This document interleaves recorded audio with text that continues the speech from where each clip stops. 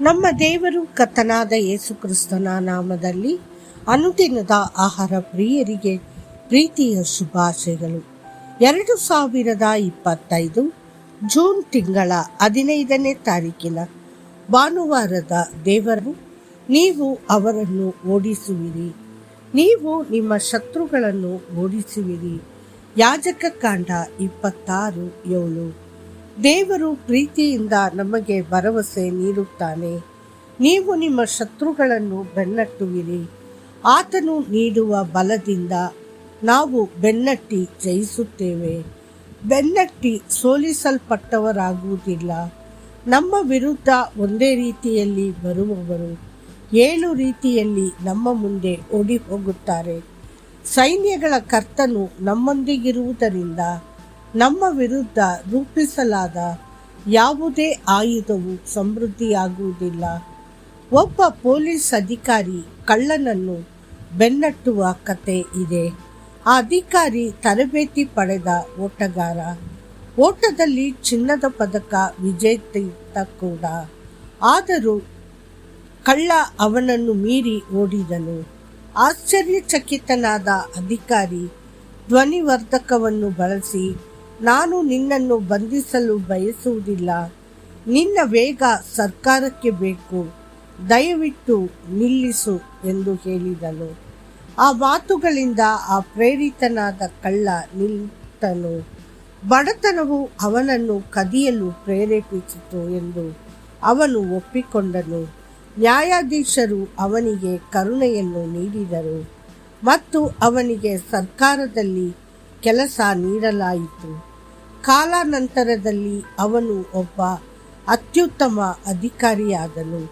ಕಳ್ಳರನ್ನು ವೇಗದಿಂದ ಹಿಡಿಯುವ ಮತ್ತು ರಾಷ್ಟ್ರಕ್ಕೆ ನಿಷ್ಠೆಯಿಂದ ಸೇವೆ ಸಲ್ಲಿಸುವ ಖ್ಯಾತಿಯನ್ನು ಪಡೆದನು. ಒಂದು ಕಾಲದಲ್ಲಿ ನಮ್ಮನ್ನು ಸಹ ಬೆನ್ನಟ್ಟಲಾಗುತ್ತಿತ್ತು. ಪಾಪ ಮತ್ತು ಶಾಪಗಳು ನಮ್ಮನ್ನು ಹಿಂಬಾಲಿಸುತ್ತಿದ್ದವು. ಅಪರಾಧಿ ಭಾವನೆ ಮತ್ತು ತೊಂದರೆಗೊಳಗಾದ ಮನಸಾಕ್ಷಿ ನಮ್ಮನ್ನು ಕಾಡುತ್ತಿತ್ತು.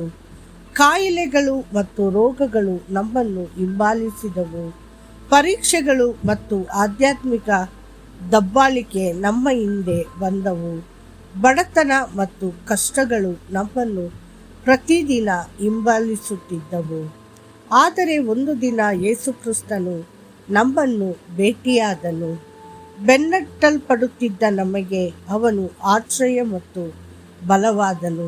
ಅವನು ನಮ್ಮನ್ನು ಬಲಪಡಿಸಿದನು, ಪ್ರೋತ್ಸಾಹಿಸಿದನು, ತನ್ನ ವಾಗ್ದಾನಗಳಿಂದ ನಮ್ಮನ್ನು ತುಂಬಿದನು ಮತ್ತು ದೈವಿಕ ಶಕ್ತಿಯಿಂದ ನಮ್ಮನ್ನು ಬಲಪಡಿಸಿದನು. ಬೆನ್ನಟ್ಟಲ್ಪಡುವುದರಿಂದ ನಾವು ಅಶುದ್ಧಾತ್ಮಗಳನ್ನು ಓಡಿಸುವವರಾದೆವು. ಆತನ ವಾಗ್ದಾನಗಳಲ್ಲಿ ನಂಬಿಕೆಯಿಂದ ನಾವು ಆಧ್ಯಾತ್ಮಿಕ ಶಕ್ತಿಯ ಜನರಾಗಿ ರೂಪಾಂತರಗೊಂಡೆವು. ಇಂದು ಕರ್ತನು ನಿಮಗೆ ಹೀಗೆ ಘೋಷಿಸುತ್ತಾನೆ, ನೀವು ನಿಮ್ಮ ಶತ್ರುಗಳನ್ನು ಬೆನ್ನಟ್ಟುವಿರಿ ಮತ್ತು ಅವರು ನಿಮ್ಮ ಮುಂದೆ ಕತ್ತಿಯಿಂದ ಬೀಳುವರು. ಯಾಜಕ ಕಾಂಡ 26:7. ಈಜಿಪ್ಟಿನಲ್ಲಿ ಇಸ್ರೇಲ್ಯರು ಕೆಲಸಗಾರರಿಂದ ದಬ್ಬಾಳಿಕೆಗೆ ಒಳಗಾಗಿದ್ದರು. ಅವರನ್ನು ಕಠಿಣವಾಗಿ ನಡೆಸಿಕೊಳ್ಳಲಾಯಿತು, ಕಠೋರವಾಗಿ ನಡೆಸಿಕೊಳ್ಳಲಾಯಿತು ಮತ್ತು ಗುಲಾಮರನ್ನಾಗಿಯೂ ಮಾಡಲಾಯಿತು. ಆದರೆ ದೇವರು ಅವರ ಮೇಲೆ ಕರುಣೆ ತೋರಿಸಿದನು. ಆತನು ಅವರನ್ನು ಈಜಿಪ್ಟಿನ ಬಂಧನದಿಂದ ಬಿಡುಗಡೆ ಮಾಡಿ ಅರಣ್ಯಕ್ಕೆ ಕರೆದೊಯ್ದನು. ಅವರನ್ನು ಕೈಬಿಡಲು ಅಲ್ಲ, ಆದರೆ ಅವರನ್ನು ಬಲಪಡಿಸಲು.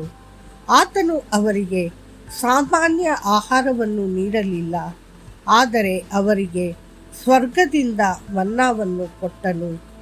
ದೇವದೂತರ ಆಹಾರ, ಅರಣ್ಯ ತರಬೇತಿಯ ಮೂಲಕ ಆತನು ಕಾಡು ಕೋಣದಂತೆ ಶಕ್ತಿಯಿಂದ ಅವರನ್ನು ಬಲಪಡಿಸಿದನು. ದೇವರ ಪ್ರಿಯರ ಮಕ್ಕಳೇ, ಇಂದು ಅನೇಕ ಆತ್ಮಗಳು ನಿಮ್ಮ ವಿರುದ್ಧ ಏಳಬಹುದು. ಅನೇಕ ಶತ್ರುಗಳು ನಿಮ್ಮನ್ನು ಸೋಲಿಸಲು ಪ್ರಯತ್ನಿಸಬಹುದು. ಆದರೆ ಕರ್ತನು ನಿಮ್ಮನ್ನು ಬಲದಿಂದ ಕಟ್ಟಿ ನಿಮ್ಮ ಶತ್ರುಗಳನ್ನು ನಿಮ್ಮ ಮುಂದೆ ಬೆನ್ನಟ್ಟುವನು. ಆತನು ನಿಮ್ಮ ಎಲ್ಲ ವಿರೋಧಿಗಳ ಮೇಲೆ ನಿಮಗೆ ಜಯವನ್ನು ಕೊಡುವನು. ಬಲಶಾಲಿಯಾಗಿರಿ ಮತ್ತು ಧೈರ್ಯಶಾಲಿಯಾಗಿರಿ.